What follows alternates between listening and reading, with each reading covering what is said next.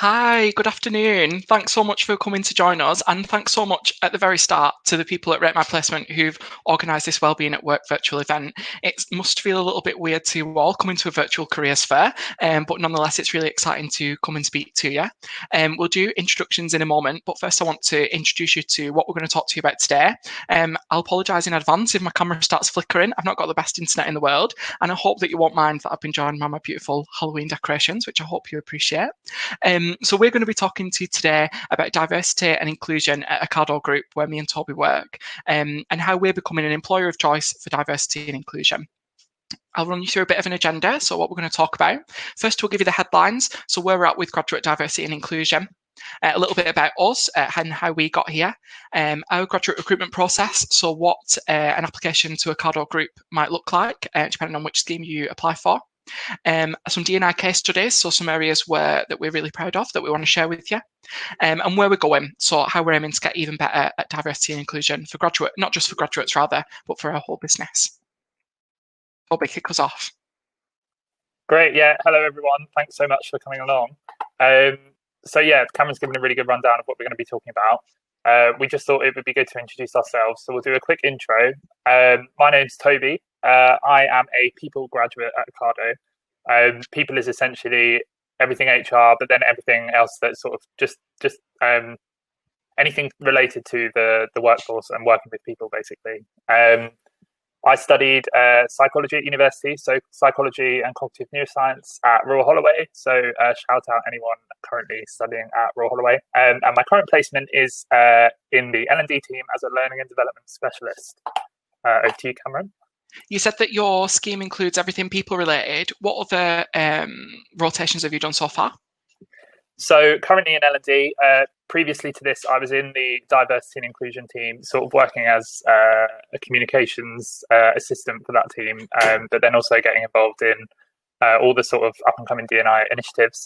And then before that, I was working operationally as an HR advisor on site at one of our CFCs, which is our warehouses, where all the stock and everything goes from for our retail.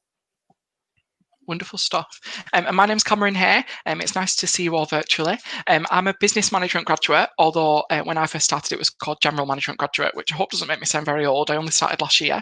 But yeah, business management graduate is my scheme. I studied retail management down at the University of Brighton. So a big shout out to anyone on the South Coast. It's the most beautiful part of the world. And I'm fortunate to be on a placement in what's called the People Experience team. So my role is a People Experience product lead. And what that entails is developing projects and products that improve our colleagues' working experiences. And the people that I focus on is our operational colleagues, so people who work in our warehouses and people who work in our service delivery division, which is our van drivers, essentially. So that's where I'm at now. I started in the emerging talent team, so the graduate recruitment team, if you will, who also look after kind of apprenticeships and internships and that kind of thing.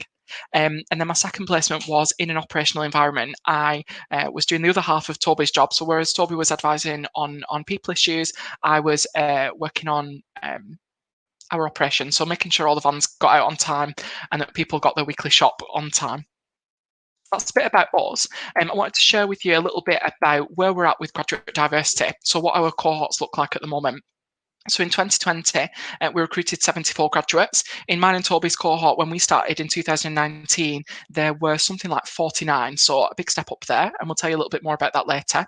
So there's 74 graduates who joined us in 2020, and interestingly, 33% of that 2020 cohort wouldn't be here if they'd have been put through the same criteria the year before, which has two sides to it. Something really positive about that is that we've really changed the way we do graduate recruitment, and something negative, unfortunately, is that we made people jump through these hoops in the first place. But something really positive is that we're changing the way we recruit, and we'll tell you a little bit more about that soon.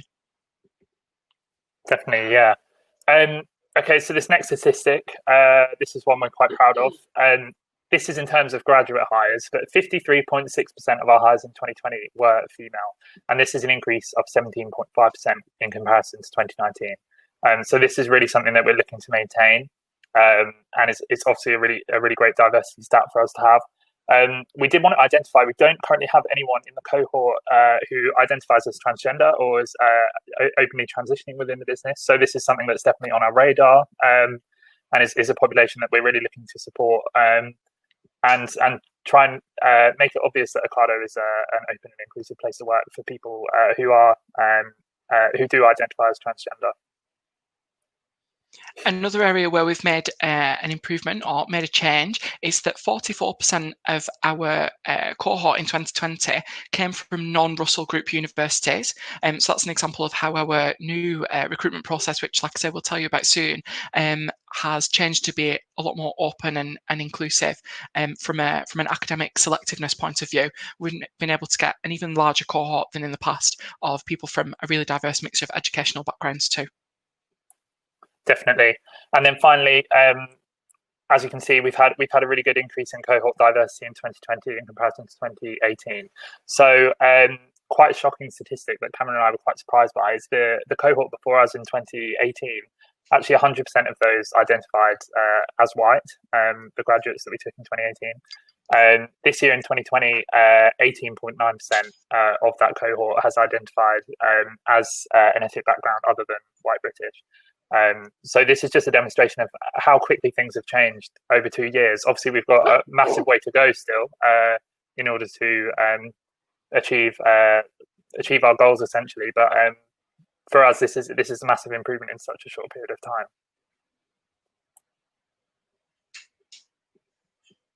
Great. Okay, so when we discussed putting on this presentation, we talked with the diversity and inclusion team and the emerging talent team. And both teams sort of really communicated to us the importance that they thought we had graduates presenting on this issue and graduates talking about their experiences and their understanding of diversity within business. And so Cameron and I obviously agreed to do that and thought that the best way we could sort of communicate our view and our perspective on diversity at Ocado was to sort of give you a bit of a background to our experiences and then how those experiences have informed our approach to promoting diversity within the business. So we're both just going to go on a quick run through of our backgrounds and how we got here today, basically. So myself, I've identified sort of 3 key points along my journey towards becoming an Ocado grad. First of those is results day. So I went to school at state school.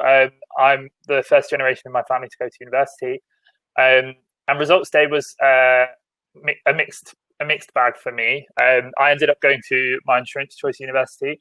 I sort of just missed out on the grades to go to my first choice, which I mean, there might be people on the call who this has happened to as well, but obviously is sort of, there's a lot of mixed emotions there. You're going to university, which is a really great thing, but it's almost like a big change before anything's even happens. You're in this mindset that you're going to be going to one place and then find out you're going to another, and you've got to sort of really shift that mindset, which is something that I definitely struggled with for a while and had to get used to.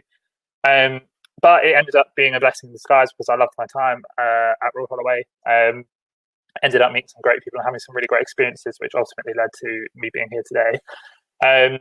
So then going to university, I've put this quote on here because this is the number one question that you get asked if you say that you study at Royal Holloway, which is that in London? And it sounds silly, but this is definitely something that sort of impacted me during my studies, is that just recognizing that people didn't necessarily know where I was studying or didn't know what university I even went to. And I think this caused some sort of anxiety in me that I needed to sort of prove myself. And if people don't know where I am or where I'm studying or what I'm doing, how am I going to prove myself to potential future recruiters, basically? When I've got friends going to sort of high-flying universities, and not saying that Royal Holloway isn't, it's a great university to study at, but when people are asking you questions like that or don't even know where you study, it is sort of a bit jarring. And I'm sure some of you on the call can relate to that. And something else important that I've identified about my time at university is the experience of sort of a real diversity of thought. So I went to school in Suffolk, in a small town. Diversity is not a hot topic there. Everyone looks exactly the same. There's no consideration of diversity whatsoever. So to go to university for me was a complete change of situation and a complete change of outlook, really.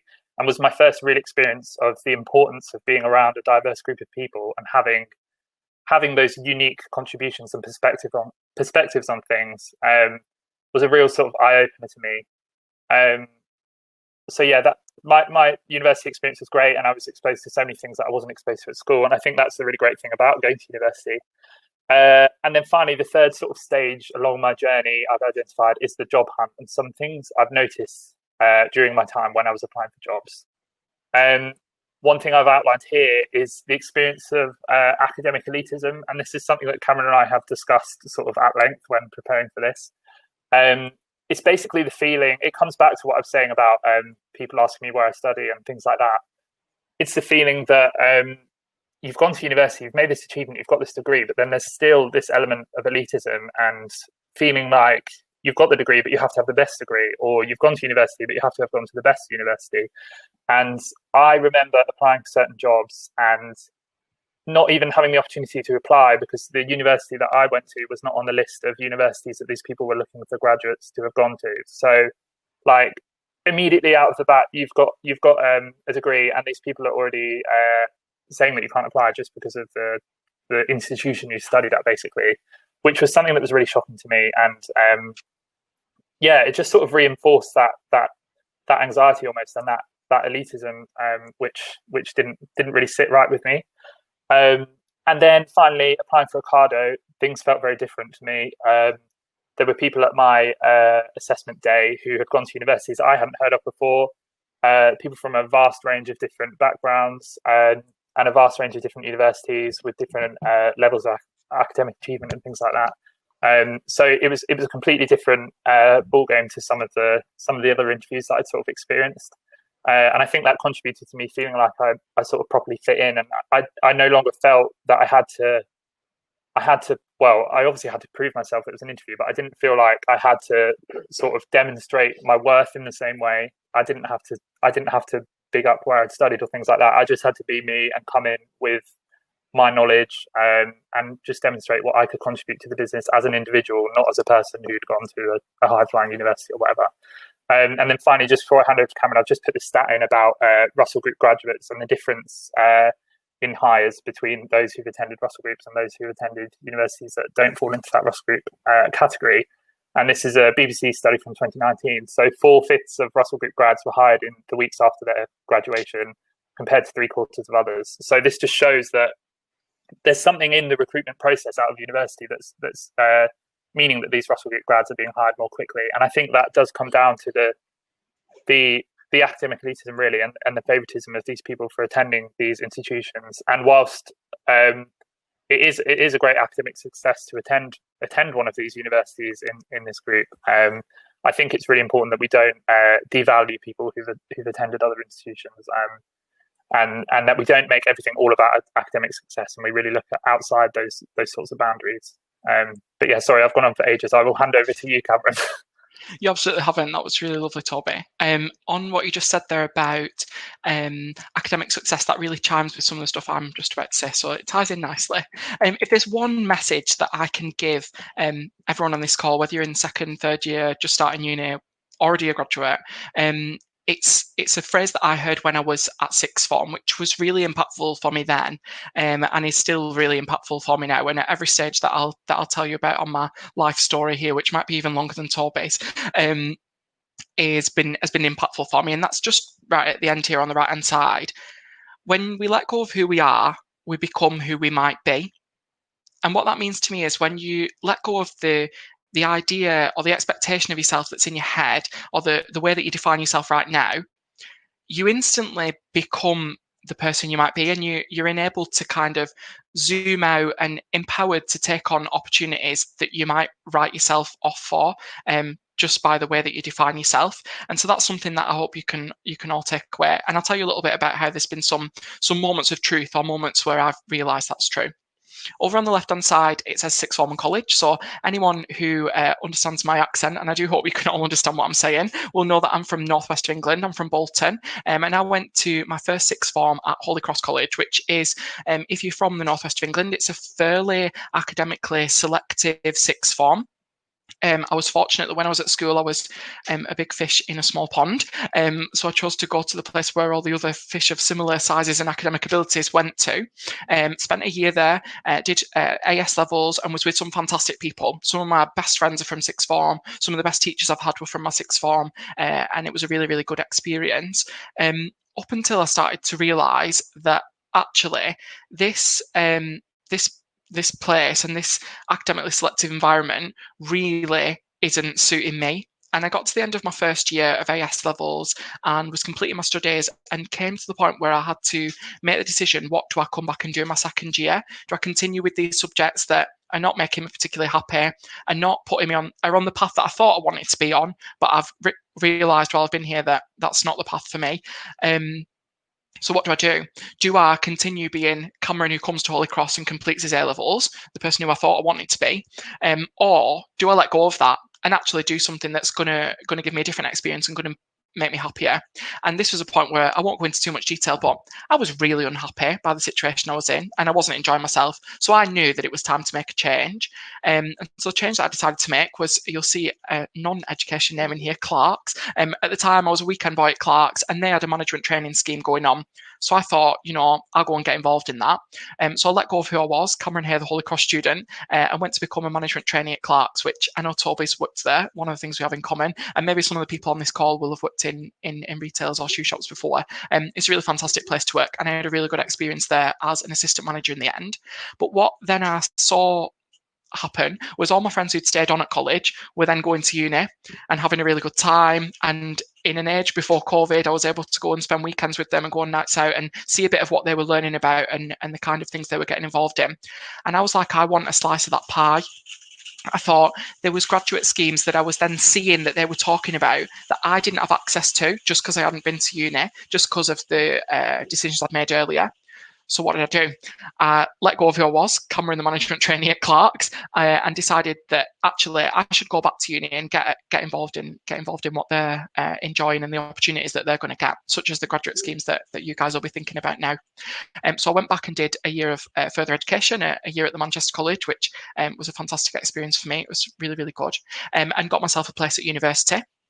I went to the University of Brighton, and like I said, most beautiful place in the world, and about as far away from Bolton as I could get without ending up in France. Not that France is a negative place, but yeah, Brighton was absolutely lovely. And I studied retail management, and during my time there, I had the opportunity to do a placement year, and I chose to do retail management. I'd always worked in retail, and I thought that a really good experience or my outcome from uni would be that I could go and be a department store manager. So I chose to spend a year working for Marks and Spencer, which is a fantastic employer, brilliant business if you ever consider them, although I'm not here to sell M&S. And I was a commercial manager for them, which is kind of like a deputy store manager, which was a really lovely experience. And fortunately, they enjoyed having me as much as I enjoyed being there. And at the end of my year, they said, when you finish uni, we'd love you to come back and do this role as a graduate, which was a really big compliment. But then going back to uni for my final year and reflecting on my experience, I'd had a really good time and I'd learned a lot and done some fantastic things. But what I realised was actually, Cameron Hay, who becomes a department store manager after uni, I think what I've proven is that I've done a bit of that and I enjoyed it, but that's probably not for me. And what I wanted was a graduate scheme or a role after uni that would open even further doors for me. I knew that I would enjoy working in store-based retail, but actually, would I be a brilliant HR advisor? Would I be a brilliant supply chain manager? Would I be a brilliant logistics colleague? And I didn't have the answers to those yet. So by letting go of being Cameron, who left uni and went on the M&S grad scheme, and thinking, actually, what else could I do? What wider opportunities could I get involved in? Led me to start considering other options. So as I started third year and was in the position that you guys are in, thinking about where might I go after uni, I wanted to cast the net as wide as possible. And one of the things that I wanted from that experience, and I don't think I thought about it in as granular detail as I'll describe to you now, but reflecting on it, I knew that I wanted to go somewhere with an employer culture that suited me. I knew that I wanted to go and work for an employer where I felt that I could bring my full self to work or be exactly who I am at work. And there's organisations that I went to see or read about that really weren't like that. They were really hierarchical. They were really You had to become someone else to go and work there, or become, certainly for me anyway, become someone other than who I was. But in my experience looking at the job descriptions on Ocado, speaking to people during the application process and going on the assessment day, I realised that actually the Ocado Group was somewhere that I could bring my fullest self to work. So if the first thing is that I want you to take away is be empowered to let go of who you are and become who you might be, my second piece of advice is to think about the type of employer that you want to go and work for. And I said I didn't think about it in as granular detail. I knew that I wanted to go somewhere a culture that suited me. But what I actually thought on reflection is the exact things that I think must be going through your heads right now. Where is there an employer where I can bring my full self to work?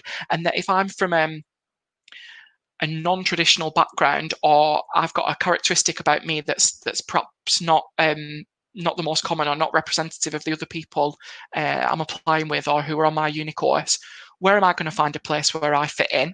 And in that, I found Ocado Group. And hopefully, thanks for listening to my TED Talk on my journey through life. But hopefully what we're about to show you about the way we recruit and the different initiatives we've got going on will prove why I made the right decision, and hopefully why you will make a similar correct decision for you as well, and hopefully you'll come to join us or apply to us at Ocado Group. So I spoke to you a bit there about how I changed the way I thought so that I could expand my horizons and go into new opportunities, and that's kind of similar to what my aim was to help do or contribute to at Ocado too. We'll tell you a bit more about diversity and inclusion specific initiatives soon, but the first placement that I went to tapped into exactly what I'd been thinking, which was about how do we recruit in a way that's as diverse and inclusive as possible. Fortunately, I came to work for an organisation in a graduate recruitment team where the team leader, the manager for emerging talent, is absolutely switched on to that too. So I was able to contribute my efforts and my thoughts in that area in the way that I'll describe to you now. So the two funnels that you'll see here describe the entry process that me and Toby came through, and all of our colleagues who entered in 2019 on the left. And then on the right, it shows the current, or the method that the people who joined us this year went through, and a process similar to if you guys apply that you'll go through. And so I'll talk to you a little bit about the old process, the new process, and the comparisons between them. So on the left-hand side, you'll see that for 2019, 1,060 people applied to us, and the application first sift was that you had a 2-1 or above, hopefully from a red brick university, although that wasn't a definite part of the scheme, but it was desirable, and that you had an ABB at A level or equivalent. Once you'd met those criteria, you were put through to online testing. And the online testing, Toby, I'm sure you'll remember with terror, was a series of tests that were kind of numerical and verbal reasoning tests. They weren't particularly tailored to the organisation we were coming to. They appeared to be kind of off-the-shelf options, so similar to what you might have already experienced or what you might be going through soon. We did the online tests, and you'll see that between the online testing stage, there was 776 people to 250 who went to the next stage, which was a telephone interview. And that number, although I don't have the percentage, I'm sure you guys can work it out, is quite a significant drop. And from memory, the reason why that's such a significant drop is that actually the telephone interviews were conducted by one person. And so one person in the necessary time length only had so many phone calls they could make. So we had to, I use the word artificial, I don't know whether artificial is the right word, but we would artificially make the pass mark for the online tests higher just to knock people out, because we knew we weren't going to be able to make phone calls with them and do telephone interviews with them, with so many of them. And so from that, 250 people did the telephone interview, 194 of them came to an assessment day. So again, not a massively impactful stage. We didn't knock that many people out of the process there. 194 people came to 23 assessment days, and in the end, 49 offers were made. In 2020, the process changed. So with a little bit of input from me and with a lot from our manager, Abby Lopez, who I'm sure is on the call too, 4,216 people applied, which is an immense number, almost a 300% uptick on the people on the volume the year before. And the part of the reason for that is that we changed the entry criteria. Rather than asking for a 2-1, we asked for a 2-2, ideally or above, but that you'd got a degree full stop. And we removed the barrier from A-levels or A-level equivalent. So whatever A-level or level 3 qualification you came with, didn't matter. As long as you've got a degree, ideally 2 or above, you're welcome to apply. The online testing stage came next, and 2,921 people moved through to that. And the numerical and verbal reasoning tests were replaced with what's called a digital readiness test. You might have heard from Aon earlier on today, or you might be going to them soon. They produced this with us. And digital readiness is, rather than testing your maths and English skills, it tests your ability to move between tasks effectively and be able to contribute in more than one place fairly quickly. So that's really interesting, because that's actually more applicable to what me and Toby do every day, especially in these COVID times where you jump between face-to-face meetings online. We quite quickly move between tasks, so it's more applicable to what we do in practice. 1,830 people moved through to video interviews, and this replaced the telephone interview stage. And you'll see that the remarkable thing for me there is that 632% more people had the chance to go to the third stage than in the previous year. And part of the reason for that is that the video interview tool can do a million phone calls at once. Not quite a million, I'm sure, but rather than one person sat on the end of a phone, a video interview tool can do multiple people all at once. And part of the reason it has that extra capacity is also a really good thing. It removes the bias from it. Rather than someone's kind of opinion sneaking in there, actually it's a really unbiased tool in that it asks you 7 questions. 6 of them are marked by a blind AI that transcribes what you say and looks for the qualities that we're after. And then one of the questions is marked by one of the emerging talent team around, why do you want to come and work for this business? And then the scores are evened out, and that pushes people through to the assessment days, of which 279 people came last year to 29 individual assessment days, and 74 offers were made, which was 51% more than the year before. So hopefully, although that was very numbers heavy, I apologise, that gives you a bit of an insight into the way that we've changed the process to make it significantly less biased and enable more people to get to that assessment day. 44% more people came to see us, which is really exciting, because it means that more people of different backgrounds that weren't knocked out earlier in the process were able to come and visit us, come and see me and Toby, and come and prove to us why they would be a fantastic member of our team. So it was a really, really positive change. Definitely. I'll leave it with Toby to talk more about our diversity and inclusion initiatives. Sure, and no, that's such good insight into the background recruitment process. Thank you, Cameron. I'm conscious that we want to do Q&A with you guys, but we've just got a couple more slides just to demonstrate to you. So what we've got here that we're currently showing is our diversity and inclusion initiatives within Ocado. So the D&I team at Ocado is fairly new. It sort of was initiated around the same time that Cameron and I started with the business, so towards the fourth quarter of 2019.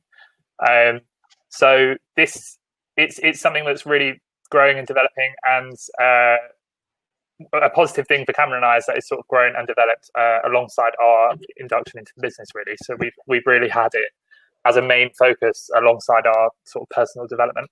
But this is just a diagram that shows you sort of the 5 key areas that we focus on in terms of diversity and inclusion at Ocado. So you've got these 5 communities, which are ethnic minorities, LGBT+, disability, gender, and then sort of the overarching community, which is mental health, which sort of feeds into all of them.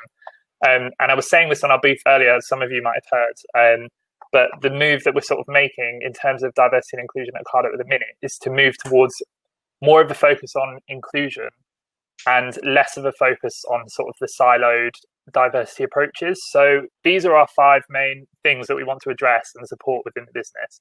But the moves we're currently making at the minute is for these 5 issues or initiatives to support each other in whatever D&I initiatives we have within the business. So if we've got an event focused around supporting ethnic minorities in the business, we want people from the LGBT+ community to get involved in that and share their thoughts and share their contributions. And we want people from the disability and gender communities to support on that as well.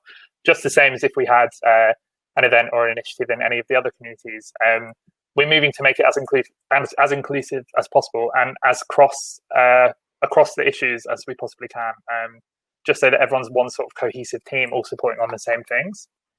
And then on the next slide, I've just highlighted to you a couple sort of case studies within D&I, which sort of demonstrate how the D&I team has responded to real world events over the past year, and how we've listened to employees' responses to those, and really sort of used it to form our D&I initiatives within Ocado. So you guys are going to receive our slides after this, so you can have more of a detailed look at these.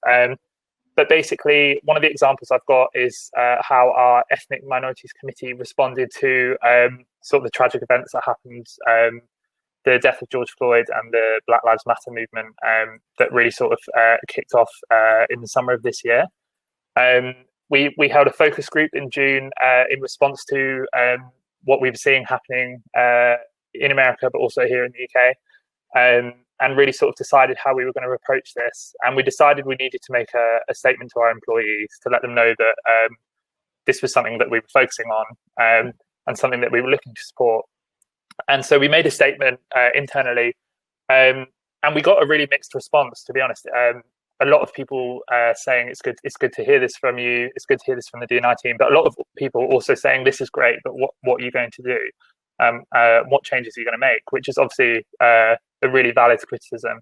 And we sort of made the decision within the D&I team that the people who are providing the critiques are the people that we need to get on board, and are the people that really need to form this initiative and form the decision making in terms of how we approach such a sort of sensitive and an important issue that really has sort of motivated people within the business. So we made the conscious effort to get in touch with those people, to get them on board, to get them involved in the committee, and really give them the opportunity to shape and change our committee, our Ethnic Minorities Committee within the business, and inform the decisions that need to be made and the support that needs to be provided to employees.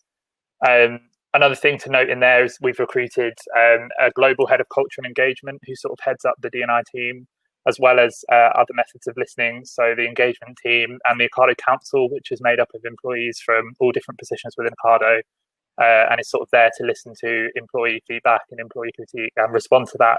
So we've got this massive focus on listening. She was the head of listening, has now transitioned to a global head of culture and engagement, with an even wider remit. But we've really sort of prioritized listening and acting on feedback from employees. And it's the same with the Mind Yourself mental health initiative there. We really prioritize listening there as well.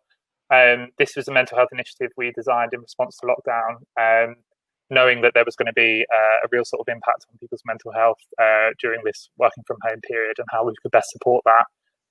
It was a sort of cross-team partnership between D&I and internal comms, and people supported the mental health task force from all different teams within the business as well, all contributing to generating different methods of supporting people's mental health, putting on different events. We had global sign-ups to the different events that we've put on throughout the year. We had a massive focus on Mental Health Awareness Week, loads of external speakers coming to speak, but also had lots of people running events internally on topics such as grief and loneliness and other things that are really sort of have impacted people over these past few months, during this period of working from home and lockdown and everything. And also what I wanted to note here is that we're listening to teams within the business and have tailored sessions to deal with their specific issues in terms of mental health. So the events we were putting on weren't just generalized for everybody, but we gave teams the opportunity to let us know what particular issues they were experiencing and how we could address them and what sort of support they needed specifically for them. So this is just another example of how we're putting listening first, and really tailoring support to individuals and their needs. So that's just a basic run through of a couple of case studies. If you've got any more questions about those, feel free to come to our booth later and ask us more about those. But finally, before we go to Q&A, we just wanted to demonstrate where we're going. The main focus in Ocado, I think, is that we're leading with data. As I've said, we're prioritizing listening. We're prioritizing tailoring support to individual needs and people's feedback. And we're really moving towards a culture of open discussion, open feedback, and open criticism, because it's also important to inform our diversity and inclusion support. And we can't assume that everything we're doing is the right thing to do, or is sort of the be all and end all. We need to listen to people, and we need to have that continuous improvement mindset, really. So we're investing in support in terms of Peakon, which is a feedback tool that we're using within business, an employee engagement tool that will provide managers with information about how their teams feel on certain engagement topics and areas that they can really improve to further engage their teams, which is a really, really positive thing. And we're getting sent regular feedback surveys now so that people can have that say, and we can really reinforce that listening culture that I've talked about. And Our Mind is another product that we're bringing into the business to support mental health, and it's a tool that provides mental health support for a variety of issues and can really sort of be tailored to what our staff need, and employees can use it as they wish to get advice on a variety of different mental health topics and things like that, and really tailor it to their own experiences. Cameron, do you want to quickly run through changes to recruitment, and then we'll go to Q&A? Beautiful. Yeah, of course. So this is changes to our recruitment process, not only in the graduate space that we've already described, but across our recruitment teams. So whether hopefully you'll come to apply for us through the graduate programs, but if not, if you consider us for a role in the future, then this should affect you too. We're increasing our capacity, like we described there with the telephone interviews versus the online assessment tool. We're able to get more people in front of the assessors rather than excluding people based on factors earlier on. When we get those people in front of us into an assessment centre, or virtual or physical, all of our recruiters definitely, and a lot of our hiring managers will have gone through unconscious bias training to alleviate some of that human bias that might still remain. In the graduate space, for definite, we've got less of a focus on academic factors and more about, would you make a brilliant impact in our team? And would you enjoy working with us? And equally, would we enjoy working with you? So it's much more person-centred rather than academic-centred. And throughout all of our salaried recruitment, we have D&I reporting available, which is a massive step forward and a real positive for our business, in that we will now be able to anonymously track the people who apply to us, what kind of diversity characteristics do they consensually choose to share with us. It's all by consent, and it's all, you can opt out of any of it if you would rather not, but it enables us to see who's applying to us, who ends up coming working for us, and at what stage in between do certain groups succeed or do certain groups fall out, so that we, like Toby was saying before, we can lead with data in how we improve the process going forward. So that's a little bit about us two, where we came from, where we're going, and our goals on the way there. And so our invitation to you is, will you come and join us? Will you come and join us in being an Ocado diversity and inclusion trailblazer? We hope that the answer is yes. On the topic of answers and indeed questions, we'd love to take some questions from you now. Liz is just joining the room, and I believe you'll be giving us some hard-hitting questions to answer that hopefully the viewers have been writing throughout. So we can't wait to answer your questions. Oh, brilliant. Thank you so much. Yeah, I've just joined. I'm Lizzie, if anyone's wondering who I am in the audience. So great to my placement. So I just want to say thank you. That's really insightful. And what an inclusive application process and culture you've got. So thank you so much for sharing. I don't think I've heard it in so much detail before. So it's great to hear. Hopefully it wasn't too detailed and numbers heavy. Apologies if it was. No, it's always good to see the numbers, because then it gives some tangibility, I always think. So awesome. So yeah, I've got a few questions. So the first one, so you've got lots of people interested in applying now, I think, because you've done such a great job talking about Ocado. So would be just really interested in knowing just about the overview of the opportunities and when do applications close? Absolutely. Go on, Toby. You look like keen to go. Sure. I was just going to say, yeah. So this year the applications have been exponential in comparison to previous years. So a lot of the schemes are currently closed just because we've had such a huge influx of applicants that we've got enough people to fill assessment days. This doesn't mean they're permanently closed, and it is quite likely that they'll reopen in January.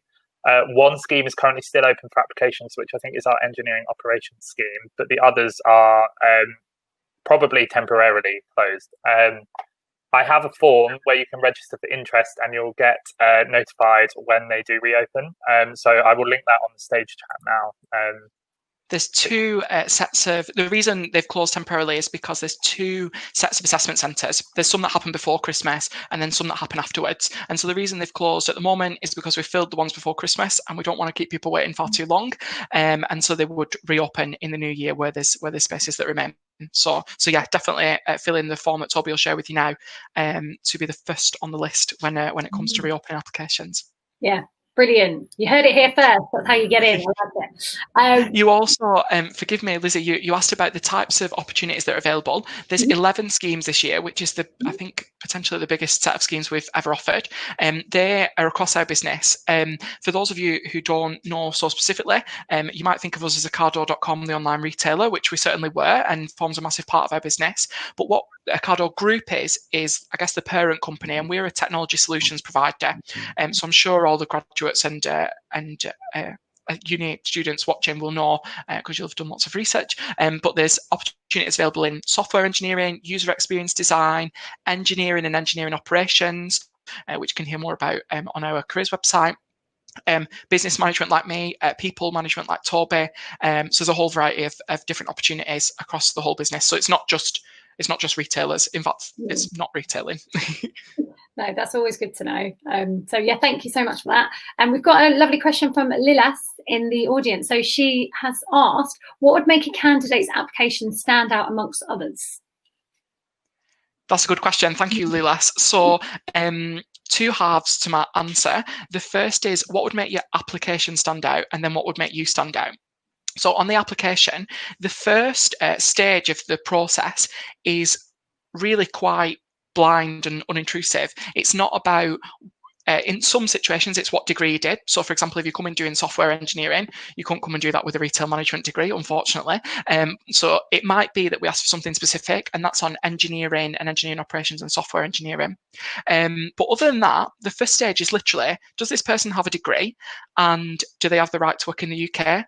In which case, fantastic, let's get them to some online tests. So the place so that doesn't allow you much personalisation, but where the personalisation and the way that you can express what a brilliant member of our team you might be is later on.